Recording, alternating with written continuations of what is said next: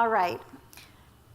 Does anybody else want to actually hear from some small business? I think it's time to start telling some of the small business stories today, and we're really, really looking forward to the next panel of thinkers and doers. We look back to the last 10 years of Small Business Week and what's happened in the economy and the San Francisco business community.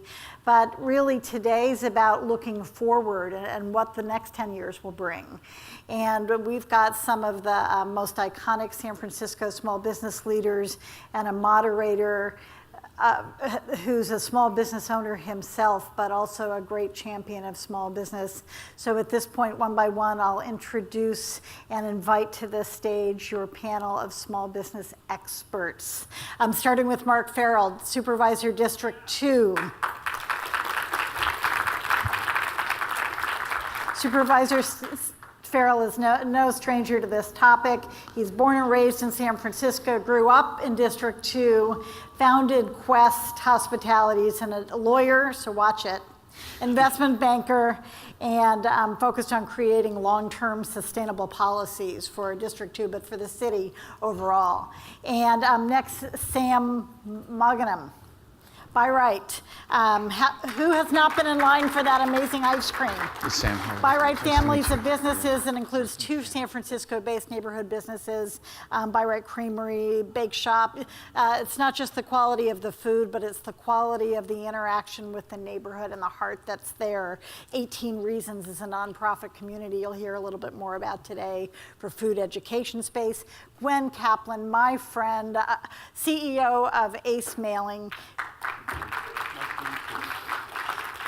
Gwen has won a number of awards, Woman of the Year, Excellence in Business Awards, but she also has been the president of the Small Business Commission and the president of the Small Business Network, and she knows what she's talking about.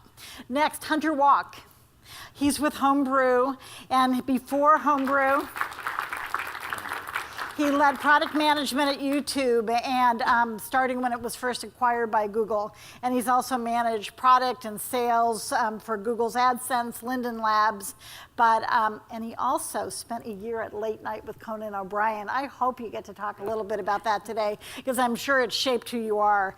And VC firm, Bottom Up Economy. He's got a concept that we'll talk about a little bit today in terms of how small businesses can drive the economy even more directly than you may have thought. And finally, another real champion of small business, Claudia Wieck.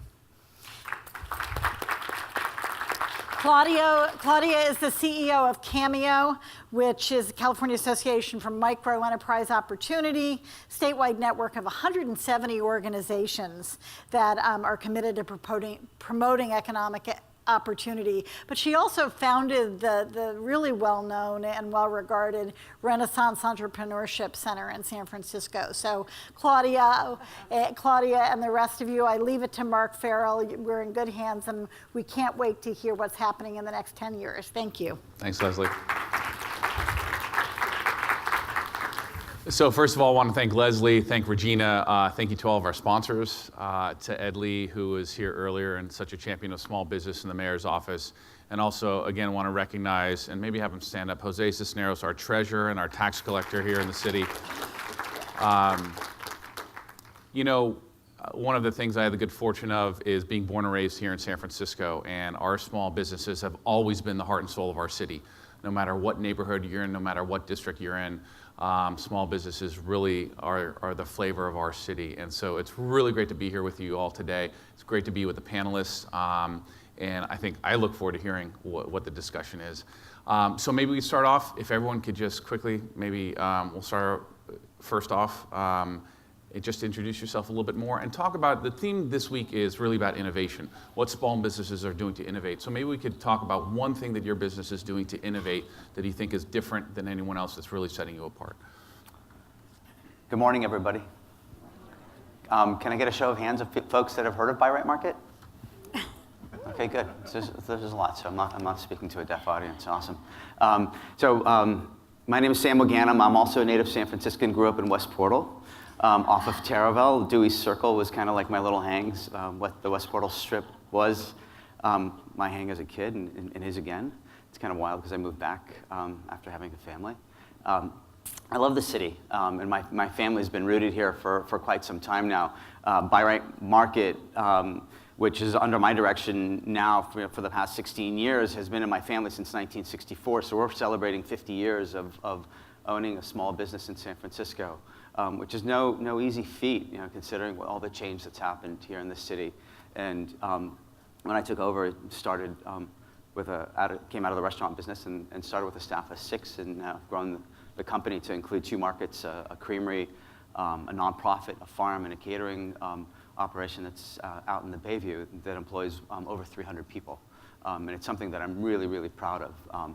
But the work that I'm most proud of is and what I consider the most innovative is all the relationship building work that we do. In a time when connection really seems to be over a digital interface, I'm most motivated by the one-on-one. And I've spent most of my time really trying to drive that into my staff and into my leadership and do a lot of work with our nonprofit, 18 Reasons to cultivate and nurture positive relationships that improve the health and wellness of our communities.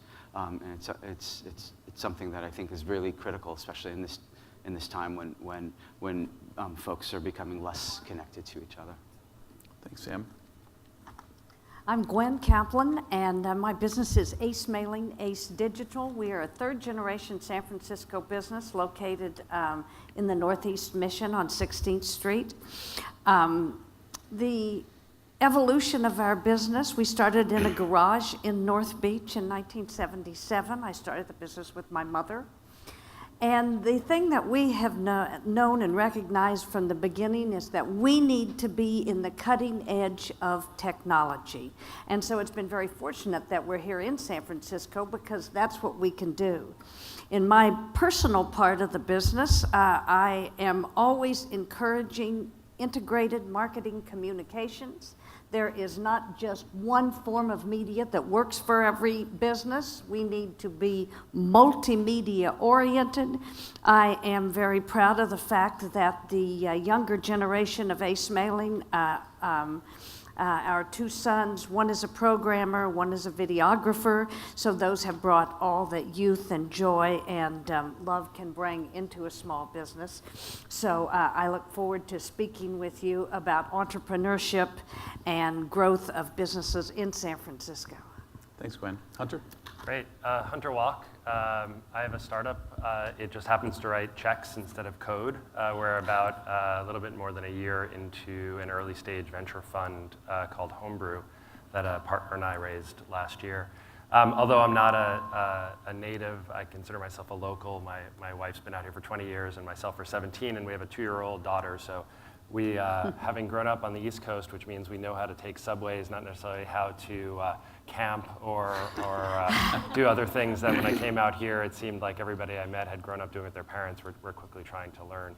But we feel privileged to be able to invest in the next generation of entrepreneurs. And as was referred to in the introduction, one of the themes to our investments is something we call the bottom-up economy. So we believe that we've reached the point where technology is actually helping consumers, software developers, small, medium-sized businesses to see new revenue, new efficiencies, as opposed to just working on behalf of large institutions or large companies. Thanks, Hunter. Claudia? I like that term, bottom-up economy. It's what we've been talking about first at Renaissance and now certainly with Cameo. Just for my own local creds, I was born in Philadelphia, but I've lived out here over 40 years, so I think I'm now considered a native. Am I allowed to be a native now? Yeah. Of course, you're from Oklahoma, wouldn't you? Right. So, and I live in what I call the West Mission, which is not quite Bernal, not quite Noe, not quite Glen Park, but in a beautiful little area on Dolores Street there. So, and my son raised in all the local schools. And I love where I live too, and I'm thinking about Foursquare particularly. I think we need to pay attention to the transformative nature of that technology because I've seen it being used by really, really basic low-tech businesses like my local market and a little gift shop. And it's really streamlined their ability to respond. And I'm going to talk about that later when I talk about trends.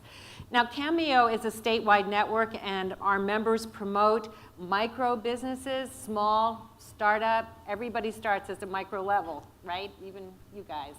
And all over the state, both urban and rural. Our members work with about 20,000, as I said, sort of early stage micro businesses a year. And we do advocacy, and we also provide tools because we see the trends of increases in self-employment, and we believe that the organizations that serve small businesses need to expand in some new ways. So what we're doing at Cameo now, and when we're talking about innovation, is creating and bringing forward platforms, both to platforms and partnerships to expand and streamline micro lending, access to capital. I know that's an interest of our treasurer's office and of our mayor as well. And also to really streamline and reimagine how business technical assistance can be offered to businesses that are not always ready or need a 14-week class, but who can start improving their business, create their business development by online tools. So that's where Cameo is right now in the innovation. Thanks, Claudia. So let's talk for a second, maybe Hunter, as the most recent, or the newest San Franciscan of 17 years of the panel. You know, San Francisco over time has had a reputation of a place of tough to do business in. And maybe over time, there are different reasons for that. But obviously, our economy is thriving here in San Francisco, so people are choosing to do business in the city of San Francisco.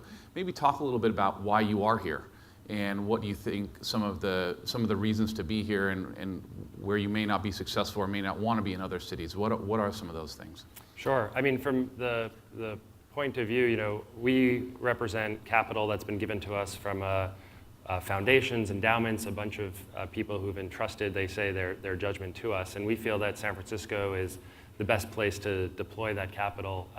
Incredible amount of new young entrepreneurs. One of the things that I've noticed most recently that I really enjoy are seeing folks come from within their industry and try to evolve their industry as opposed to just people who may not have had as much practical experience thinking they know something. I'll give you an example. There's a company that we invested in here that's based out here in San Francisco called Up Counsel, and formed by an attorney and his technical co-founder, attorney who was a young up-and-coming associate at one of the large firms, and he realized that there were more and more independent lawyers, people who were stepping off of the large firm career track for various reasons, and he felt that he was pretty certain that the largest law firm of the future would be a virtual one. Independent lawyers, being able to access software tools such as billing and invoicing that help them manage their practice, but also be able to generate work, find clients outside of just referral networks, but in a large online marketplace. So he could have just, you know, sort of stayed. He'd gone to law school. You know, he had gotten the job that he hoped he would get, but realized that he wanted to wake up each morning and not work in a structure that had been created in the past, but build what he thought would be represented in the future. And so we, along with some other investors, believed that vision and funded him last year. And you know, what I love to see when that comes about are people who complement technical skills, a desire for the future with a real understanding and empathy for the people they're serving. Because he's a lawyer, he comes at this with a belief that this type of marketplace needs to work for both sides, the client and the lawyer, not just some sort of price matching algorithm or other formula that strips the humanity away.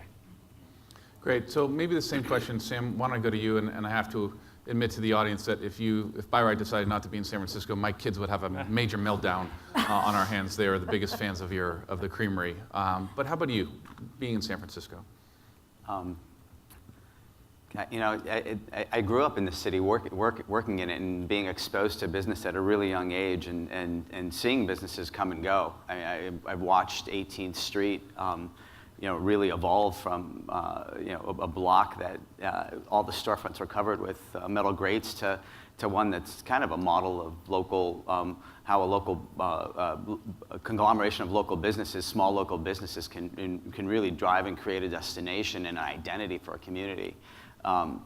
it's been fascinating seeing it, and I think part of what's helped with our success and what keeps this evolution happening in San Francisco is the creative spirit and the discerning palate, and the whether it's a palate for food or design or technology of the people that flock to San Francisco that live here. I mean, we attract an amazing, diverse set of people that live here, and it exposes us and pushes us to continually strive for excellence. And I really believe that unless you're really committed to your business and show that resilience and that valor, as it was spoken of earlier, and that nimbleness and that willingness to adapt and to evolve, you won't succeed. And if there's any single piece of advice that I can give anybody, is that you have to be open to change. Because change is no question, it's a constant, and unless you're receptive to what you're seeing and hearing, and you will fail. Great. So Gwen, let's build on that. The theme of San Francisco, but the theme of San Francisco being a place of innovation. Your thoughts. Tell me what you think makes our culture so unique here in San Francisco. Well, I think we can go back to the 1848. And in 1848, San Francisco was made up of a couple of general stores, 3 or 4 bars, 2 carpenters, and a blacksmith. So when Sam Brannan ran down the street in 1850 and said, "Gold, gold, gold," within a couple of years, we have had over 500,000 people coming to San Francisco. And they came looking for business and looking to be entrepreneurs and looking to change their lives. So there are actually, I believe, 4 things that have continued that all along. So first of all, it was the gold rush and the silver rush, and many of our businesses have been here since then. The next thing that happened that changed us was the 1906 earthquake and fire, and our fabulous entrepreneurial rebuilding of almost the entire city. And after that, we recovered from that and moved on to the tremendous growth in entrepreneurship in the Second World War, when we were the center of the Pacific Theater, and many of the businesses that were started then are still here today. And then, of course, we have the digital revolution. So that has happened and still going on.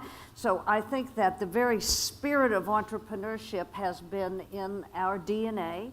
I want to say that I have some street cred here, just like everybody else. I'm married to a 4th generation San Franciscan, so our sons are 5th generation, so I'm hanging on their coattails, and delighted to be representational of the entrepreneurial spirit of the city. I feel it's very strong. Thanks, Gwen. Claudia, how about you, in terms of San Francisco and the spirit of innovation here? How has it affected kind of the world that you operate in? Well, I totally agree with how Gwen characterized it. And we like to say, that the entrepreneurs that we see now in our communities and right here today are like the gold nuggets of the past. I like to, that's the talent. And this entrepreneurial talent is across the spectrum. It's in just as active and vital in Bayview as it is in, the Main Street, healthy Main Street along Noe Valley, and in the outer Sunset too, where I had dinner the other night with my son. It's hopping. It was great, but very different from Noe Valley. I mean, totally different neighborhood. So I think that potential is there, but I think we also have to be aware and very alert to the fact that I find it easier, and a lot of us, to come to this event today than to find a shoe repair in the Mission District. And that's part of it's something I think Foursquare is helping with, streamlining and making it cheaper to do business, but we need to really address the fact that a lot of businesses are leaving or going out of here, and their employees are certainly leaving. And I don't really know what the answer is. It has to do with housing. It has to do with some kind of way of balancing rents, and also bringing business assistance. So yes, the entrepreneurial talent is there, and definitely the self-employment trend. that you were talking about too with lawyers is so true across the U.S. It's growing at a rate over 7% a year. And I don't know if you realize that in the next 10 years, 50% of our workforce will be self-employed or have been self-employed or independent. And that's a factor that's going to influence so much of the way we cultivate our entrepreneurial talent. Thanks. So why don't we take a moment now and talk about some aspects of your individual businesses. And maybe Claudia, if it's all right, we'll stay with you. What do you think are some of the essential tools you work with at Cameo now, the essential tools for turn micro businesses into sustaining businesses on their own, long-term businesses on that path to growth? What are you seeing now? Okay. Well, we're seeing businesses starting smaller and staying smaller. And really just 1% of all the micro startups are gazelles. I think I'm looking at bankers right now. I'm very proud of the work both of the banks, which have been big supporters of Cameo, by the way, for years, are looking at small business lending, and I want to encourage you to continue to go further down and use the platforms to do that. But we're seeing there are traditional businesses like the mom and pops and the Main Street businesses, and we need to keep those vital. But we're also seeing businesses, home-based businesses, doing pretty good income off of eBay, the eBay platform, antique selling, clothing, etc., jewelry. Etsy is really an exciting platform that's taking off, and I think we should be working with them here more actively in San Francisco. And then, of course, the artisanal food. Whole Foods actually provides loans to a lot of the graduates of Renaissance and La Cocina who are now going into their becoming purveyors. I think that's an exciting aspect we should be looking at. I don't know if you do that, Sam, but we have done it. supporting your supply chain I know is very important to you, and it's definitely a trend in the localization movement. So that's just a few. Business assistance, the use of technology, and recognizing a very wide spectrum of businesses. Okay. So Sam, let's build on that. So I think you've evangelized the eat good food mantra and have really been a pioneer in the buying from local producers and as you talked earlier about establishing relationships. Can you tell us really why you do that? And actually, do you think that A, it's innovative, and B, do you think that's part of your success of Buy Right is why customers continue to come back, because that's what you practice what you preach, and that's something that consumers are looking for? Yeah, totally. I mean, when we first opened, we were buying locally, and it was before kind of like this whole local movement really kind of exploded, not just in San Francisco but beyond. For me, as a cook, even though I grew up in the restaurant business, in the grocery business, I wanted nothing to do with it, and I pursued becoming a cook, and I fell in love with it, and I spent that period of time between 18 and 30 working in restaurants, having spent 7 years owning my own down in the financial district here in San Francisco, and it was really during that period of time that I began to understand the intimacy that in the relationship that a cook has with the person that they're feeding. I mean, you're getting as close as you can to a person. I mean, you're really creating and assembling and tasting, and then really watching somebody put this food that your hands were all over in their body, and it's it's powerful, right? And there's so many people that just don't take this responsibly, and as a consequence, we've got this completely broken trust in the food system. And for me, buying local was really one of the means, one of the strategies to ensuring that there was trust. Because unless that trust exists, it's really impossible to build a successful relationship.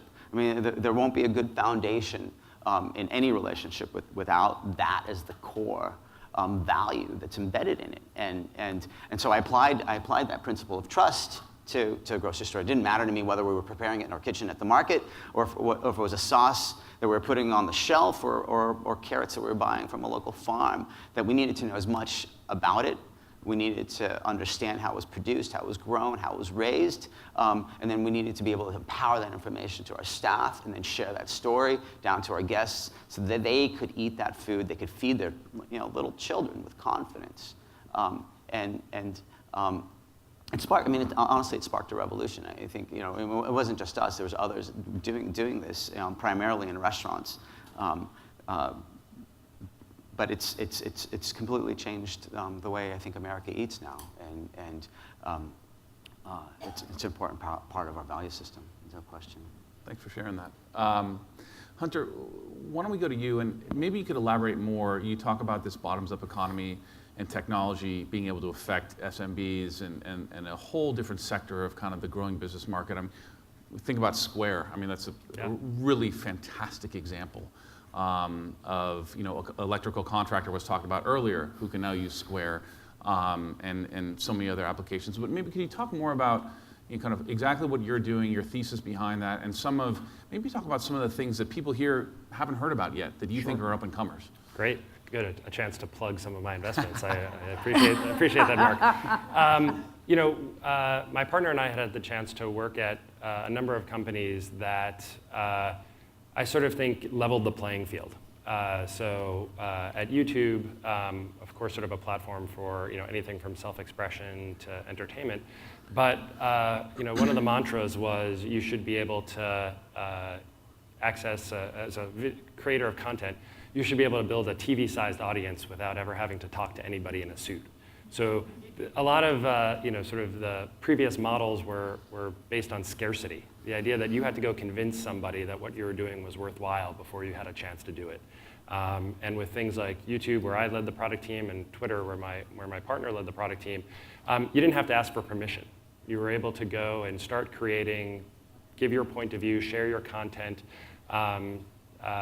promote your business, and you sort of developed an audience not based upon somebody else's decision, but based upon your ability to be authentic and connect with your consumers, your fans, whatever the relationship is. And I think when we step back and look at that even at a 10,000-foot level, we think of the change in the economy coming from both opportunity but also necessity. So the opportunity is these tools are out there, and all of a sudden, if you're an Etsy seller, maybe making candles or some sort of beautiful artwork, before you would have to take the burden of opening up a retail storefront and take that risk, pick a piece of land, or you'd have to go and convince somebody else to stock your goods, giving them a good degree of margin in the business and also losing the intimacy of who's the customer, who's actually buying and using your product. Now we see, through technology, being able to very quickly get onto some of these platforms and just start doing what you do best, which is create.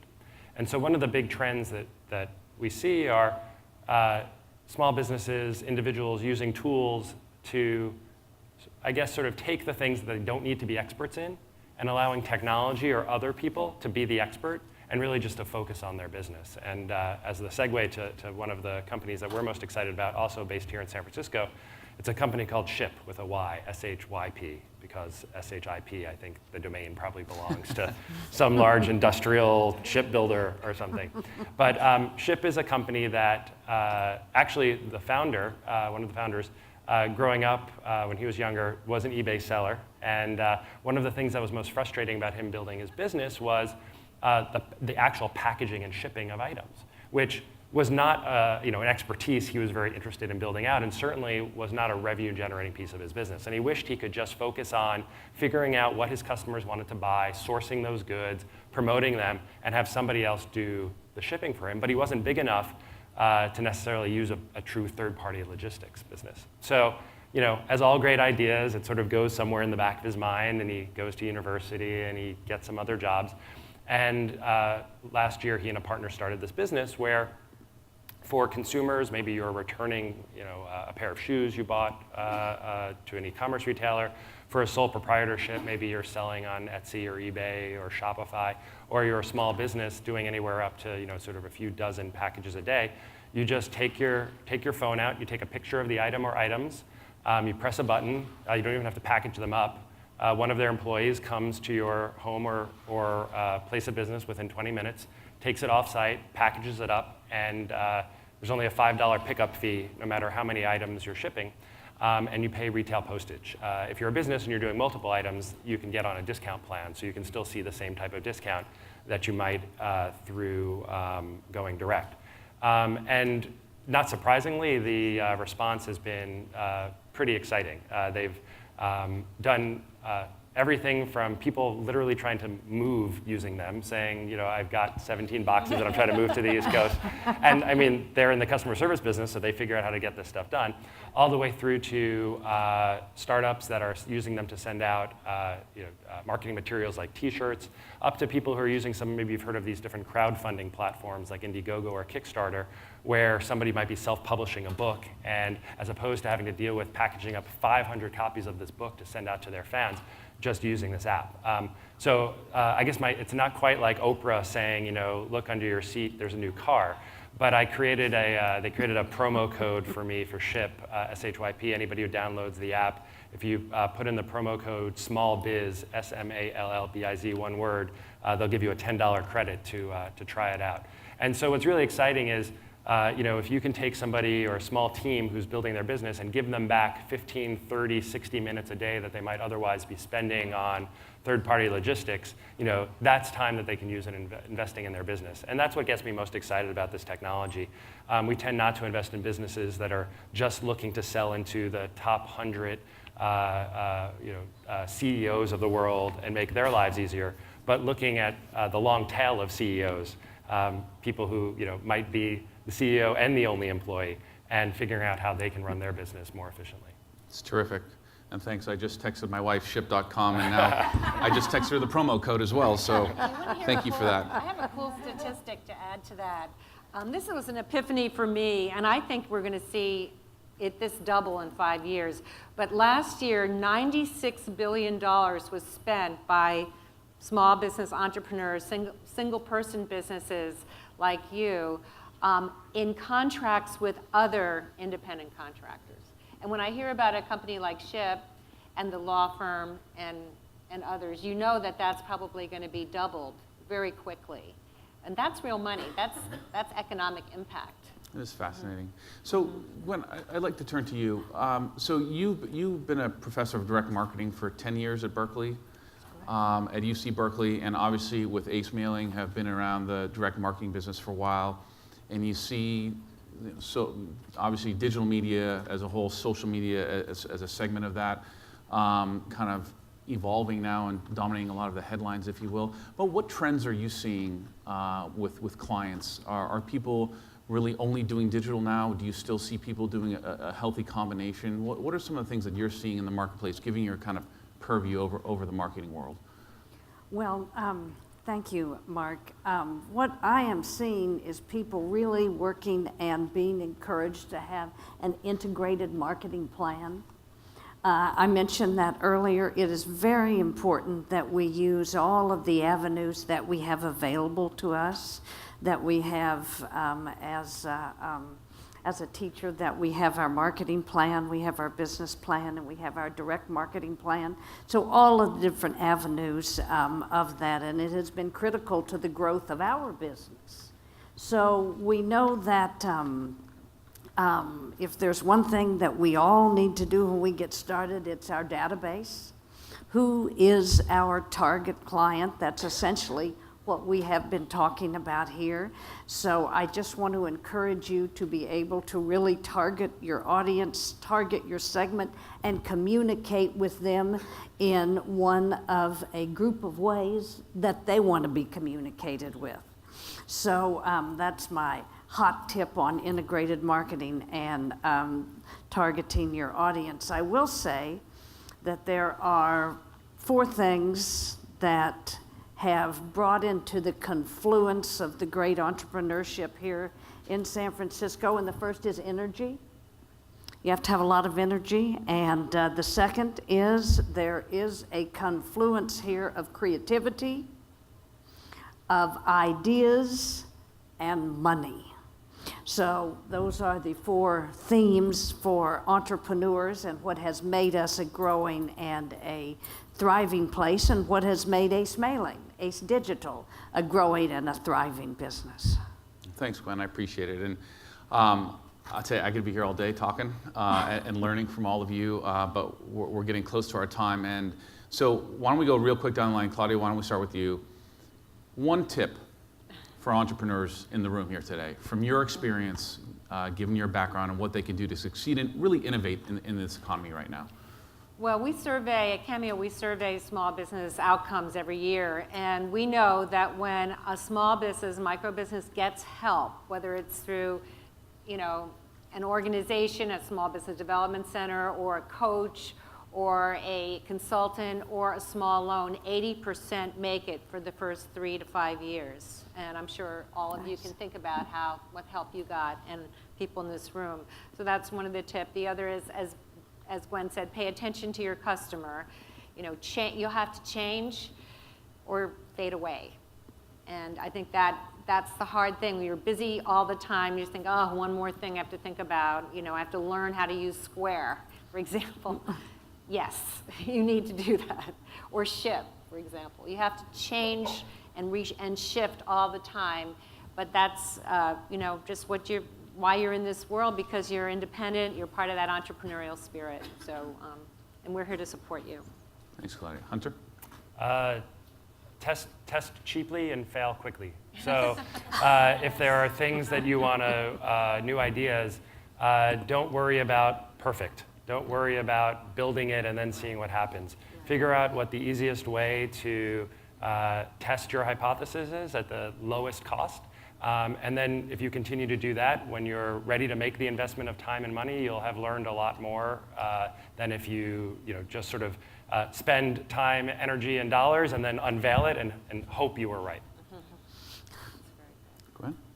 I would say really the summary is to be successful, you need to do what you love and love what you do.